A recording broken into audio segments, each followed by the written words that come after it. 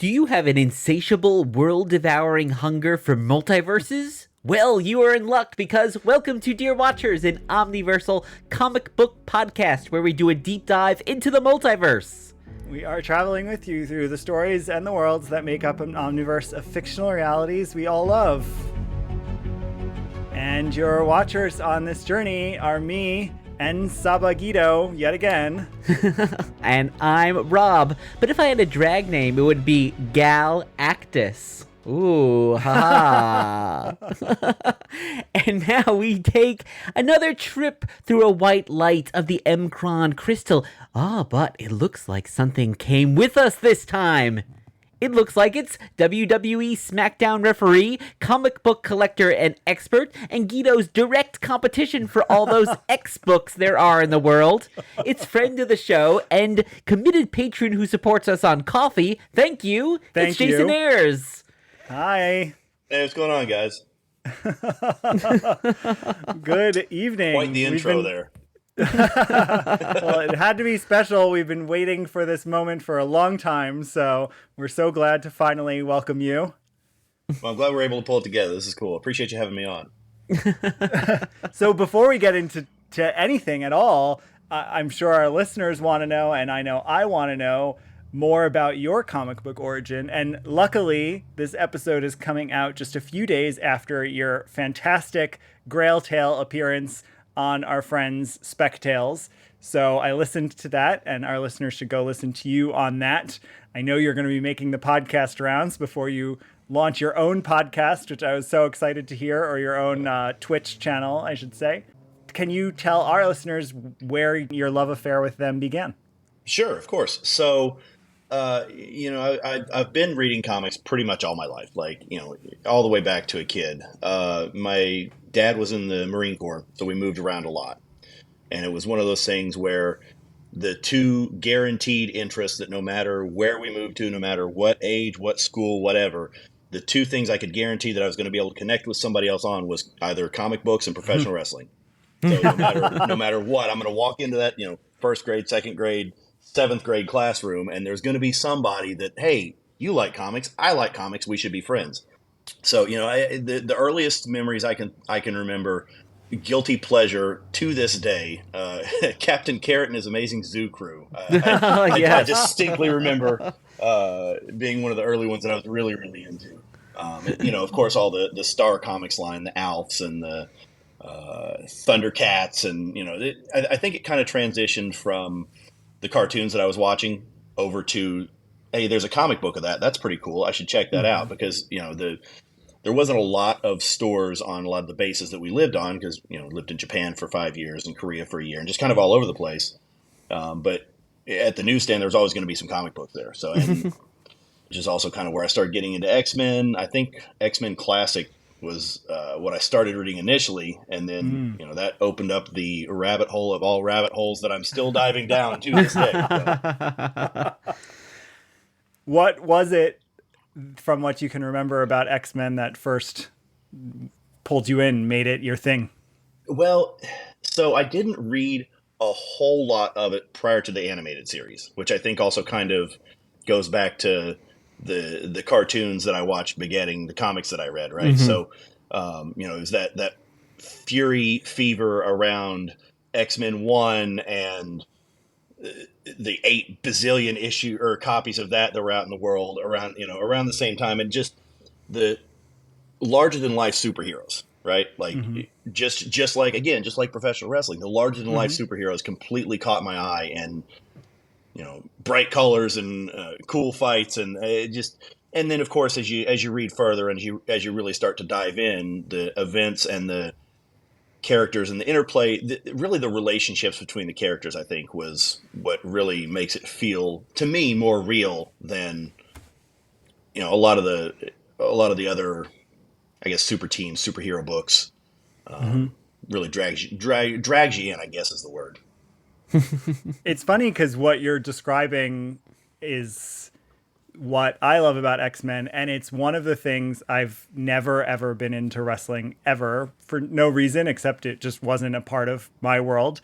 And I always think, God, everything I love in X-Men is in wrestling. It's the serialized storytelling, the characters, the relationships, but then all layered on top of, or I guess underneath, like just ridiculous action and drama and histrionics. And so I always think, God, I really wish I'd had more exposure over my life, because I see so many similarities between X-Men specifically, comics in general, but really X-Men specifically. Now, I will say, if you think there's a lot of lore behind X-Men to catch up on, to be up to date, man, you try going back to the 40s for pro wrestling to get to where we are today. Now, Jason, do all wrestlers live on a living island somewhere? Is that true? I can neither confirm nor deny. There's a few I wouldn't hate to send to an island somewhere, but that's neither here nor there. And now, as a longtime 30+ year reader of X-Men, you have a goal, and it is my goal exactly. And I'm sure there's more of us in the world, but I appreciate that you and I found each other. What is your goal? So I'm about 2/3 to 3/4 of the way through, but I am collecting. The intent is at least to collect every X book ever, which is easy when you're talking the ongoing series and the things you can find at a dollar bin. But then when you start finding these weird mini series and one shots and promo books and foreign language books, and it gets so out of hand. But that's what the spare room's for, right? Exactly. So when did you decide that was going to be something you were going to do? Well, it kind of fell into it. Pre-pandemic, again, like I said, with my job, obviously I travel a lot. And pre-pandemic, I was in the process of trying to collect just the Claremont run. In my mind, I'm like, okay, I'm just going to do the Claremont run. I really, that's my favorite era of X-Men of all time as I go back and reread.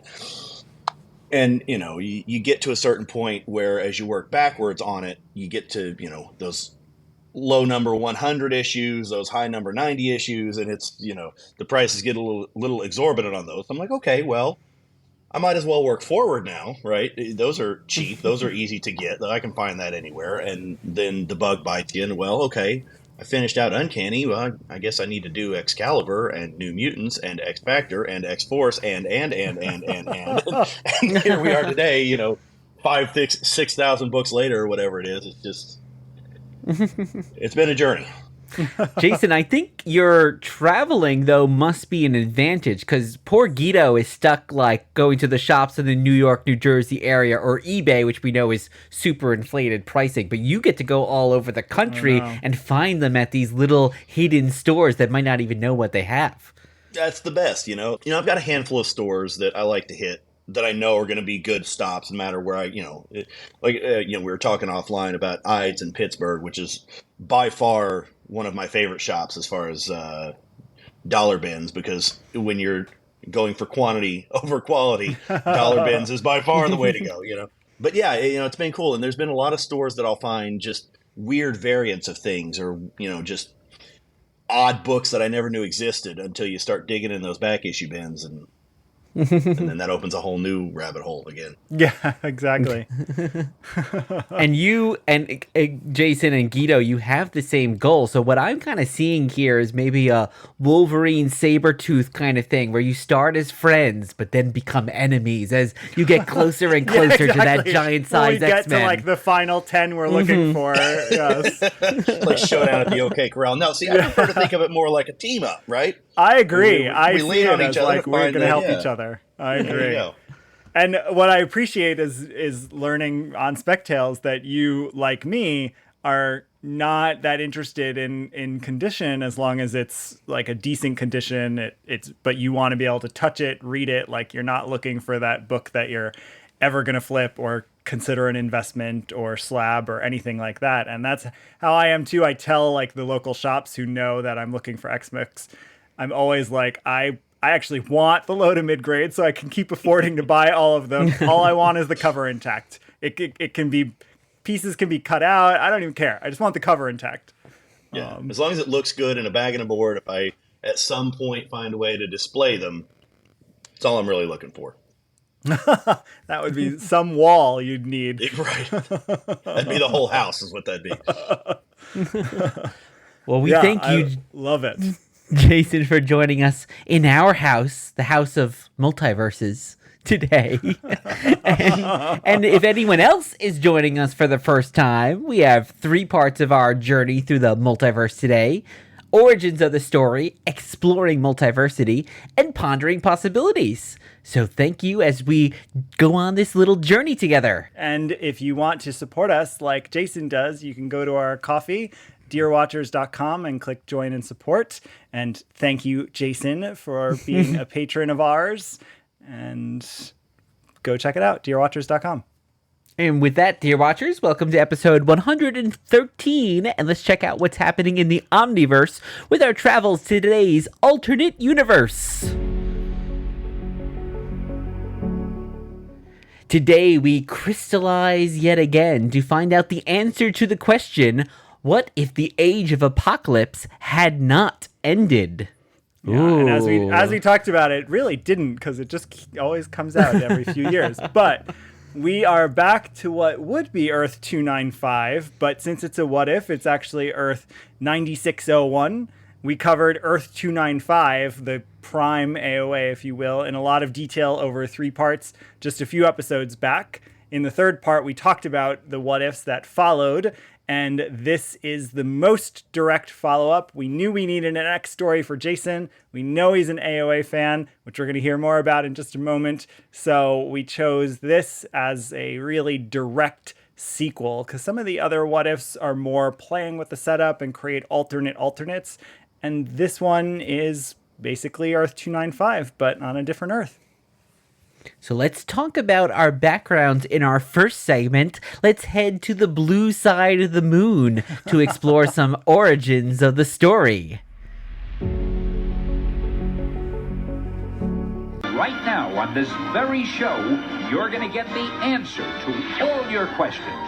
Our amazing story begins a few years ago. So let's talk a little bit about our backgrounds with the AOA.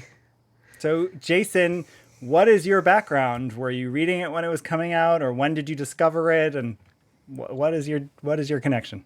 So AOA hit kind of right in the middle of my prime reading period. You know, that so this was what, 90, was it 95 that it dropped? Right. So I would have been 13 years old. So just right, I mean, literally right there in the peak of my X-Men reading period. You know, there was a long period of time that I didn't, kind of drifted away from comics as you do when you get into those upper high school years. But at 13, man, I was all in. It was every issue off the newsstand, everything from Alpha all the way through all of the miniseries and all of the side books and all of everything, all the way up through Omega and Prime. And I distinctly remember I would have been, 95, so I would have been in Japan at the time, coming from the newsstand at the base, base exchange, they called it, the department store, basically. And with my copy of X-Men Prime, and I come running back towards the house, and then here comes my buddy. I can't remember his name for the life of me. But here he comes with his copy of X-Men Prime. We're like, "Did you read this?" I'm like, "Yes, it's so awesome, right?" So yeah, Age of Apocalypse. It was just such a period of one of those really formative periods of my life, right? So it's just kind of one of those things that I think really locked in my love for X-Men. Just that event alone, and not just love for X-Men, but also love for alternate universe stories, because it was just such a fleshed out, just fully formed, built world. And, even the fact that, I listened to you guys obviously talk about Age of Apocalypse already, but just like you talked about earlier, the fact that it was kind of dropped you right in the middle of this world that's been going on for however many years at that point in comic book time, but in actuality, an issue for us. And figuring out what's happened in the interim ever, since Legion Quest, and figuring out all of that just absolutely blew my mind at the time. And, even still to this day, like, it's one of my guilty pleasure series. I love going back and rereading. Do you think it's a guilty pleasure, or do you think it could just be a pleasure? What's the guilty part about it? Well, I guess more of a pleasure, but you know, it's what I think comfort food comics is more an appropriate term, I guess. That's a good way of describing Yeah. it. When's the last time you revisited it that you can remember? It's it's been a while, honestly, just because there's been such an overwhelming number of X books over the last year or two or whatever. It's been a minute since I've had a chance to go back and revisit. I think I'm about due. I know it's not easy to read a 40-plus issue storyline. We had to do it over the summer since I'm a teacher, and we had to do it over 3 episodes, so it takes a long time. Well, as the person too who read it for the first time for this show, I can say there's a few you can skip. Yeah, I don't know. The completist in me, I don't think, is capable of doing that. Totally. Not surprised to hear that. I agree completely. And then how much did you stay with all the other things that came after of AOA, like the sort of prequel one-shots, Tales from the Age of Apocalypse, and then the 10-year anniversary miniseries, and then the ongoing in the Rick Remender Uncanny X-Force run? Like, did you stay with any of that follow-up Age of Next Apocalypse? to none, honestly. Okay. You know, and I've picked up most of those, obviously, as part of the project, right? Yes. I've picked up most of those issues since then, but I haven't had time to go back and reread them. In my mind, Age of Apocalypse was a self-contained few-month run, and that's all that happened, and the rest of it, just with the exception of this what-if issue we're about to talk about, never happened. We'll just keep it Interesting. That way. Purist. An Age of Apocalypse purist. Well, I see I don't know if you guys see this, but I see a bald man, and I think he's on a surfboard. I don't know, but he's leading me into our next segment, which is called Exploring Multiversity.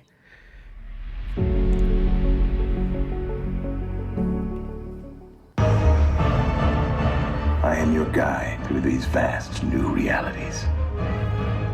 Follow me and ponder the question, what if? Today, we are answering I'm going to say maybe strangely worded question. What if the Age of Apocalypse had not ended? And this is What If Volume 2, issue number 81 from Marvel Comics from January 1996. It is written by Mariano Nicieza, who is Fabian Nicieza's brother. Of course, Fabian being one of the core architects of the Age of Apocalypse. Mariano wrote about 20 or so Marvel issues, mostly Marvel Comics Presents or a Star Trek series, dabbled elsewhere, and is actually now a publisher at Apex Comics. It's penciled, inked, and colored by Kevin Hopgood, who was a penciler and cover artist, started in UK comics, but did end up co-creating War Machine in Iron Man, did some penciling and covers for Iron Man, later some IDW and Dread stuff. Lettered by Richard Starkings and Comic Craft, edited by Mark McLaren. And to kick our discussion off, Jason has a summary of our alternate Earth 9601. It is 2 years after the events of X-Men Omega, as we start off with What If issue number 81, and mutants and humans seem to be back to some sort of a status quo following the death of Apocalypse and the Doomsday nuclear strike. Tony Stark and a group of human refugees, including Bruce Banner, Gwen Stacey, and Sue Storm, amongst others, have been living on the blue area of the moon, occupying the former home of the Watcher. This group of refugees has summoned Magneto and his team of X-Men to inform them of an impending threat to humanity. Through the use of the alien surveillance technology that the Watcher had, this group of refugees have spotted an incoming Galactus and Silver Surfer en route to feast on Earth. Tempers flare almost immediately as the humans' distrust of mutants stemming from Apocalypse's reign comes to the forefront. Weapon X and a mutated Bruce Banner fight, because of course they do, and Dwayne Taylor, a.k.a. Night Thrasher, lashes out at the mutants, claiming that they don't need their help. Gwen Stacey and Quicksilver start to get close and begin to fall for each other, and I didn't realize, actually, until I read this, how much Gwen Stacey does look like Quicksilver's ex-wife, Crystal. Totally. Pietro definitely has a type, right? The human refugees and the X-Men return to Earth, informing the remaining heroes of the impending threat. And the bigotry against mutant kind once again takes center stage as the humans argue about whether to trust the mutants to help them. Meanwhile, back on the moon, Dwayne Night Thrasher decides to use an alien mind machine, whatever that is, discovering the Watcher's home to enhance himself and give himself mind weapon powers, whatever that is exactly. As the world makes preparations for Galactus' attack, Quicksilver and Gwen are about to hook up, because of course they are. Before Pietro can seal the deal, however, Galactus arrives. Magneto and crew counterattack, providing cover for Weapon X and a strike team in a cloaked ship to land on Galactus' ship, with the intention of blowing it up with hydrogen bombs. In the melee, Dwayne's older brother Bandit is killed, and with his dying words, tells Dwayne to let go of his hatred for mutants, which is apparently all he needed. Weapon X and team blow up Galactus' ship, taking out the Silver Surfer in the process. However, this isn't enough to completely take out Galactus. Dwayne uses his newly acquired mental powers, again, whatever that may be, to unify the entire planet in one singular thought, channeling through himself as a conduit, and this unified thought, somehow, is enough to take out Galactus, saving the world once again. Yay! Thank you. That is a perfect encapsulation of a pretty bizarre issue. Though I'd say a logical follow-up. I guess starting with just overall impressions, what did you both think? Well, so you mentioned the penciling, and was it penciling, inking, and coloring, all done by the same artist? Yes. I thought it had a very, very unique art style to it. You know, any story beats and story elements aside, the art on that book was so striking to me. This is the first time I'd read that particular issue, obviously, like we discussed, but the visual of it was just, I thought, the best bit of it. The story was interesting, to say the least. I still don't understand exactly what it was that took out Galactus, how the mind power of the entire world took him down. Whatever. Okay, that's fine. I'm fine with it. It's definitely an odd oversimplification that they're going for here. A quick, as you described, unexplainable thing with a ridiculous name, the mind machine and the mental powers, and it's like, what actually happened? We'll hit him with the thing, whatever the thing is. We'll hit him with the thing. I didn't even realize it was Night Thrasher. Yeah, we actually had to look it up because we were like, who is this guy that's getting a lot of page time in this What's funny book? is Fabian Nicieza created Night Thrasher and New Warriors, but maybe his brother loved him. I don't know. Yeah, and the thing is, I didn't realize, because Dwayne kind of jumped out in my mind when he kept referring to Dwayne this and Dwayne that. I'm like, gosh, I think I know this name. So same thing. It took me a minute to figure out who they were talking about, but I didn't realize that there was an older brother. That actually did exist. I thought this was just something made up for the What If issue, and he was also a Night Thrasher at one point. Now I'm even thinking maybe it's like stand-ins for the Nicieza brothers. Two brothers, both writing comics. Two brothers, both as a Night Thrasher. Oh, maybe. It's an interesting thought, right? Which one got the mental powers, though?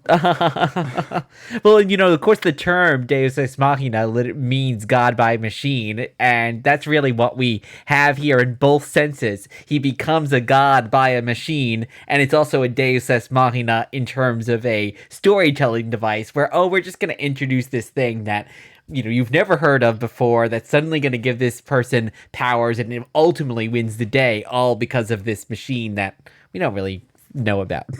Yeah, trust us, this makes sense. I think one thing, Rob, you sort of talked about the odd question. I think the question is odd because it's not the question that they're answering. So it makes me wonder if this was, I don't know, almost intended to be a sort of one-shot sequel book, or because they were like following Jason's purist rules and they didn't want there to be a sequel, they put it in a What If, but it really is just a sequel. Like, it's not what if the Age of Apocalypse hadn't ended. It's 2 years later, and like it's not giving us anything to connect to from the original story. By putting Galactus in it, like, it's just escalating everything beyond the stuff that, of course, we all love from the Age of Apocalypse, the character beats and the team dynamics and the politics and all of that. So it's strange because it really is just a sequel. If I was to see that, if I was to see that name, that question, what if the Age of Apocalypse had not ended? I think the first panel is Apocalypse's severed body slowly reforming back together. Like, that's, to me, like, that's like the start of this. Oh, and Apocalypse is back. He's angry now. He's pissed off. Like, that to me is like the sequel here. I think you're right, they really just kind of wanted to continue the story in this. But I think like the question would more be like, what if Galactus tried to take over the Age of Apocalypse universe or something like that? Yeah. Yeah, because there was really nothing Apocalypse about any of this, right? Like there was nothing multiversal to it. There was nothing, if the question's going to be, what if the Age of Apocalypse never ended? Well, then wouldn't the leadoff be, like you said, Apocalypse coming back together, or even just, Magneto's final attack didn't work and we go from there, or something along those lines. I don't know, but this, you're right. It felt more like an attempt at a sequel, almost like a backdoor sequel project than anything. And as a sequel too, like it doesn't even give us how the world survived, which I get that we weren't in an era in 1996 when this came out. And actually this is January. So this is like less than 6 months after the conclusion of Age of Apocalypse. So this comes out quickly, and we're not in an era of like lots of complex multiversal storytelling, but we saw the world end at the end of Age of Apocalypse. And this just sort of opens and is like, well, the world didn't end. These characters just continued. No explanation. I sort of would have liked maybe a little Mcronism in the beginning, but there was just nothing to explain it. Which might have overcomplicated it for sure, but I would have appreciated more detail. It was just almost like, JK, they went in a bubble, they're fine. Right. Yeah. Exactly. Yeah. Exactly.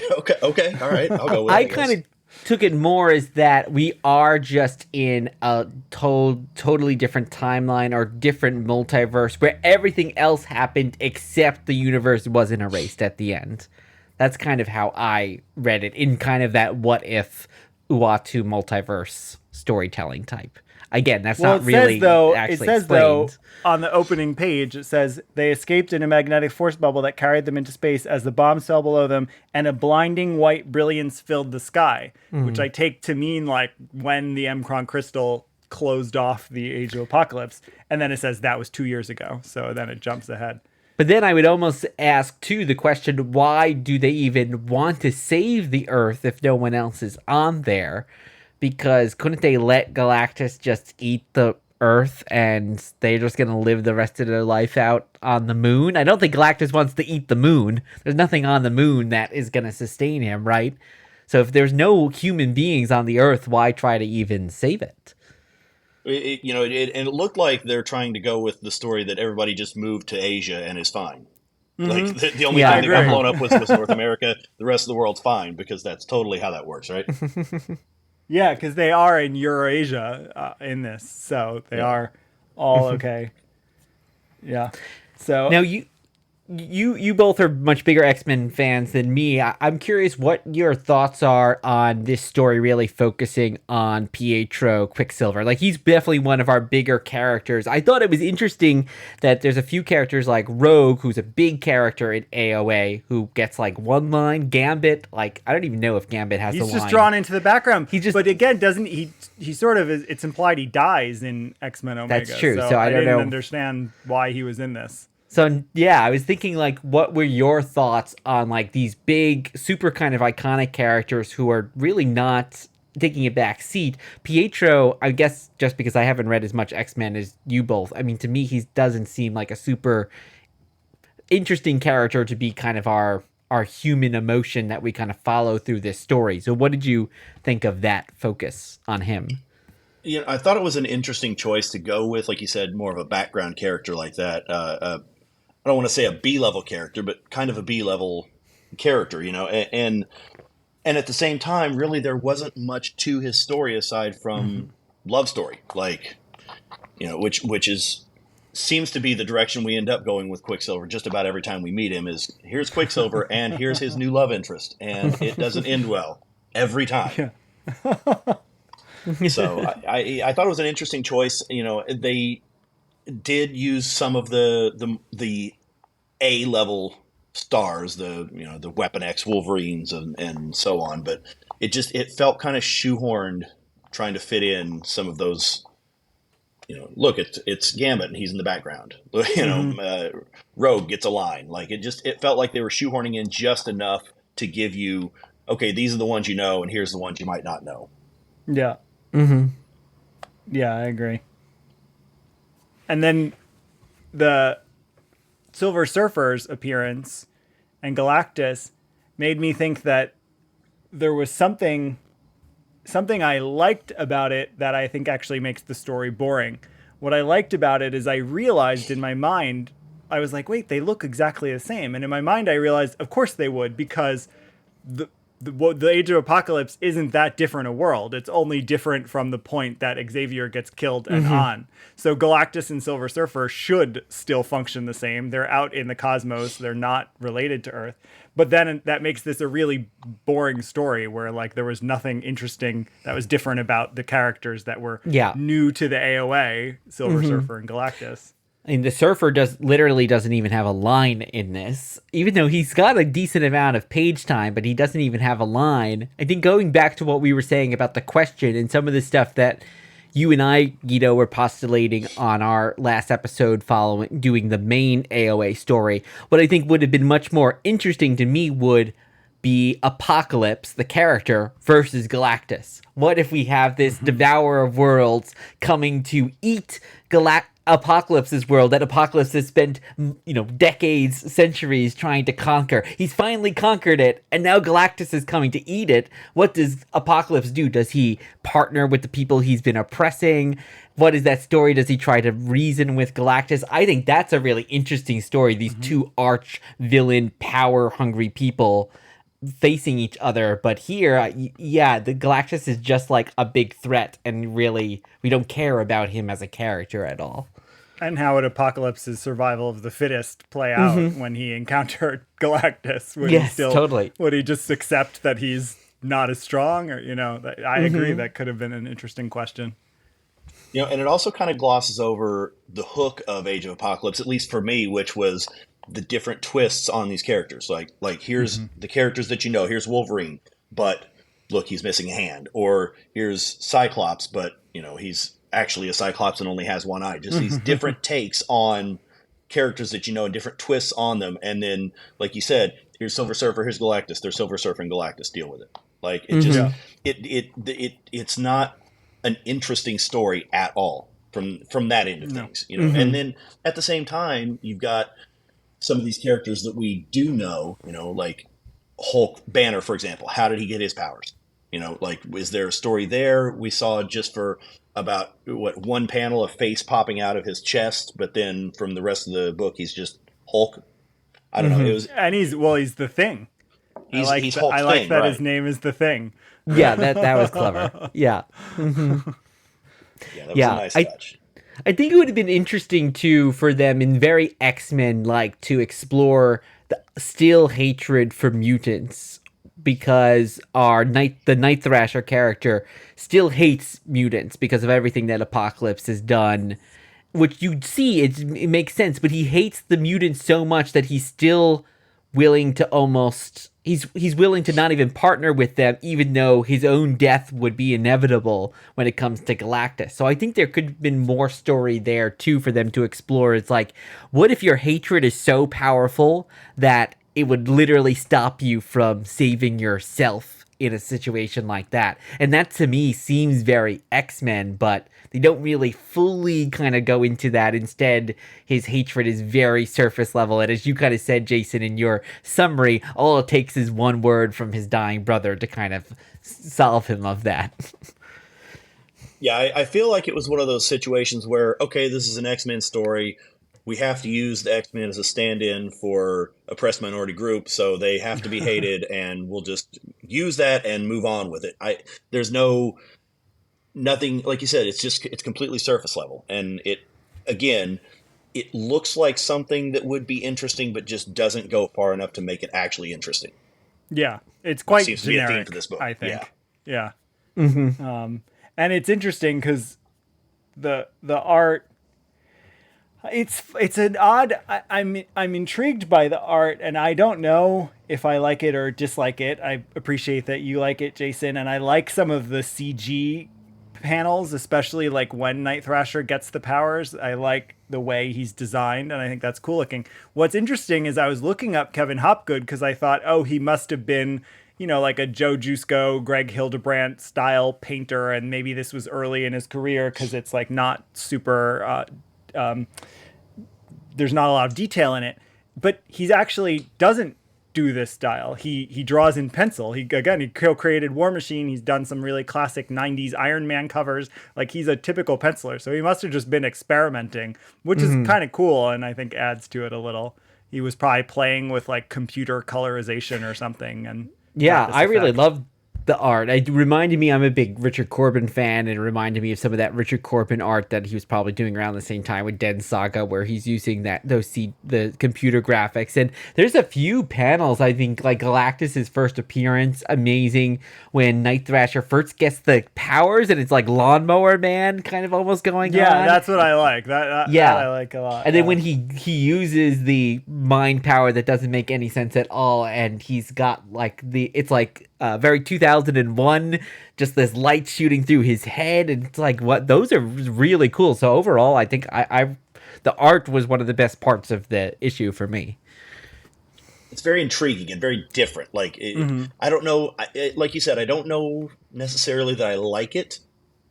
Jury's still out on that, but it's very intriguing, and it's very striking. Because it's different. Yeah. It's not, and it's the fact that you said he is just a traditional penciler.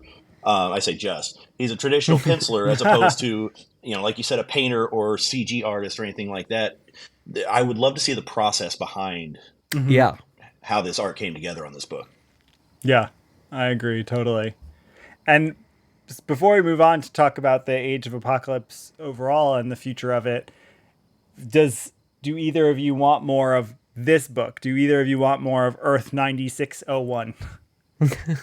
I think I'm good. I think this is a perfect wrap up for a multiverse of a multiverse of the physics of that alone is mind boggling, that it's a spin off of a spin off of a spin off. It's like, yeah. If anything, I think with so many of the What If books that we've covered, this is one of the ones that falls into the category where this would have maybe been a really good 3-part series or something like that, where you could have really expanded on a lot of the questions that we're asking here. How did they get there? Why does the Silver Surfer have any conflicts over here, which is such a big part of his character often? But they don't really have the room to do this in 25 pages. So I think if I had gone back to this, I would have wanted to see this really expanded to 2, 3, 4 books. Yeah, more time with Pietro and Gwen, more time with Night Thrasher and his brother. Yeah, I think all of that would have helped it. I don't necessarily want it, but I think more of it would have helped it. There's the beginnings of a lot of really interesting story beats in there, but like you said, just not enough time to flesh it out. So you might be onto something. It might have been better served as a longer form series, but in the form that we got, I'm good with one. Well, I'm using my mind powers, quote unquote, to eradicate this segment and move us into our final segment, Pondering Possibilities. Will the future you describe be averted, averted? Now, Guido, I should know this because I have the mind powers to tap into every mind on the planet. Of course, you know that already, but just to humor me, what are we talking about for our... dumb. Exactly. What are we talking about for our Pondering Possibilities? Well, we're going to hear from Jason because in our part 3, in our coverage of Age of Apocalypse, we talked a little bit about, do we want more stories from Earth 295? Would we want it back in comics? And then we speculated a little on could it work on screen? So, Jason, we want to know from you what you want from the AOA. Could it persist? Or are you going to stick with your AOA started and ended and that's where it should live? And tell us more. I'll be honest with you. I feel like there's enough newer characters, even since... And help me out here. When was the last AOA mini-series? How many years ago has that been? Has it been a decade, maybe? Close to it. Yeah, a little less. So even just in that last 10 years, all of the new characters that have been developed and introduced and what have you that could be interesting additions to that world, different twists on some of these newer characters and different twists on maybe and I hate to do like X-Men 92 House of 92, but like twists on the Krakoa era or different, some of that sort of thing, and introduce some of those elements. I feel like it's something that could be revisited and made pretty interesting with the tools that they have available to them now, even just since that miniseries 10 years ago or whatever it was. Or the thing you just made me think of, and I might have mentioned this, might have been offline when Rob and I were talking a lot about this series, is just how good the writing of Apocalypse in the Krakoa era is, that he becomes the best character he's ever been, I think. So take that version of Apocalypse and meld it with the 295 Age of Apocalypse, and I think that'd be really cool, because the Krakoa era Apocalypse just I don't know, has emotion, has character, has personality in a way that the character hadn't before, and I'd love to see that in the AOA, all powerful, dominating oppressor. I would just love to see more like personality shine through. It would be cool, I think. Yeah, definitely. And like you said, for the first time in 30 some odd years that the character's been in existence, it's the first time I feel like he's actually got a personality and a reason and a motive for why he does what he does. He's not just survival of the fittest. That's my thing. He actually has a reason. And, like you said, if you put some of that into, now, would it be a situation of Krakoa era Apocalypse as the bishop from our world popping into that Age of Apocalypse? Oh my that God. could be an interesting twist, right? That would be so even good. just introduce some of those Araco characters into the Age of Apocalypse. I don't know. There's a million different ways they can go about it. Yeah. I love that. And it matches with, at one point, again, it might have been offline, I don't remember now, Rob, but you had said that if there was a like AOA, a 295 meets 616, you'd love to see like Apocalypse versus Apocalypse. So Yeah. I'd love it. No, yeah, we talked about Krakoa that era on the show. So I think that it's interesting that you're saying that, because that would work perfectly. Now I'm curious, Jason, you're a ex-aficionado, so I don't know if you can be impartial, but do you think that Age of Apocalypse is something, if you don't have much knowledge of the X-Men, can you go into it? And I'm just thinking, like, when the inevitable screen adaptation might come around, do you think this is something they could just kind of launch into, or do you really need background as to like who all these characters are and what their machinations are and their relationships with each other? I feel like it depends on what characters are introduced in Age of Apocalypse, right? Like, it's one of those stories that you need so much backstory to, like you said, to understand who they are and why things are the way they are and why should I care, right? To tell that story properly. But if it's just the characters that people would know from prior adaptations, the Cyclopses, the Jean Greys, the Xaviers, the Gambits, the Wolverines, and then obviously Apocalypse. But if you introduce maybe a couple of new characters in with that, okay, maybe could get away with that. But I feel like it's something that would be better served as a third, fourth, fifth, if there was an MCU mutant project, that would probably be a good later series after we've really been given a reason to care about these characters and about who they are and what makes them them. Because there's so much that it plays on as far as backstory that you lose a lot without having that. Mm-hmm. You are talking so much about the characters. We should have asked earlier in this episode, who is your favorite Age of Apocalypse character? Well, that's a tough one. I do like Weapon X, just for the simple fact that it's such an iconic visual of, it's Wolverine, but with no hand, right? Like, I think for Age of Apocalypse, at least, that, the Wolverine visual, the Cyclops visual, I think is really striking. A lot of them are just palette swaps or let's throw a cape on them of the characters that we know. But I think those two in particular are the ones that really jump out. And then, obviously Sunfire with that visual that he's got, I think is really interesting. I think Dark Beast is really interesting, but in hindsight, from where we are now, is Dark Beast really that different from Beast? I don't know. No. I don't know if that loses a lot, right? No. Well, and that could be another interesting convergence, is if 616 Beast at this point meets Dark Beast, they'd probably quite admire each other. So Right. Similar goals, right? yeah. And while we have you, what do you want to see from X-Men on screen in general? I think it's been attempted twice. I would love to see a good Dark Phoenix adaptation.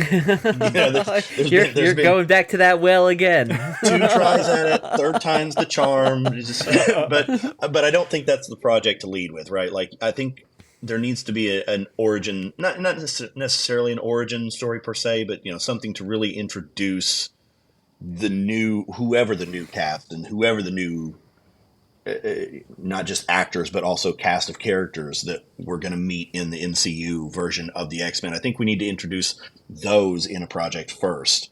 But then there's just so many iconic stories that could be gone back and told between Dark Phoenix, between Days of Future Past, Age of Apocalypse, obviously, once we get there.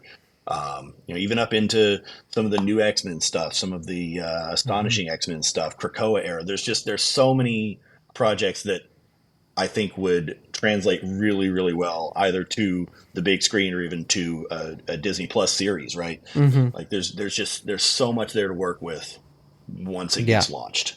Yeah, we were saying on the show, even the Sentinels, which feel so iconic, they just never were really done super well in the movie. So just do a good Sentinel story. Basically, you could copy kind of the Age of Apocalypse storyline a little bit from the animated series and do something like that.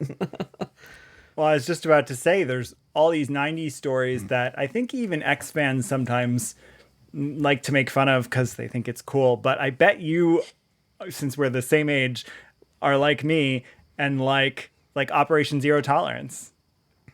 Yeah, all of those. It's a huge crossover. Towards Sentinels. So right, and that was kind of towards the end of me really falling, starting to fall out on X-Men. But there's like you said, there's just so many story options. So the Zero Tolerances and just all of that. I mean, there's very few projects that I don't think would translate in some degree as a decent show, movie, miniseries, whatever the case may be. Like, tweak it maybe, but there's a lot to pull from for sure. Yeah, there is, and I do wonder when we'll see it, if we'll see it, and what that'll look like. So, anything else on Age of Apocalypse before we wrap this journey up? I think I'm good. I'm sure this won't be the last time that we'll be hearing from the AOA on Dear Watchers. No, and hopefully it's not the last time we hear from Jason Ayers, because there are so many X alternate universes that I want to have you back on for. I'd love to come back on. This is fun. Good. And so as we begin to close our journey, we do not have a giveaway this week, but summer's not yet over. We do have one more giveaway of our signed comic bundle, so keep listening. But thank you, Jason Ayers, legend and hero. Please let people know where to find you, because everyone should find you. And please tell us what you can about what you're up to and what you're going to be up to. For sure. So easiest way to get a hold of me, social media, Jason Ayers, WWE, on literally everything from MySpace to X to everything under the sun. Pretty easily accessible.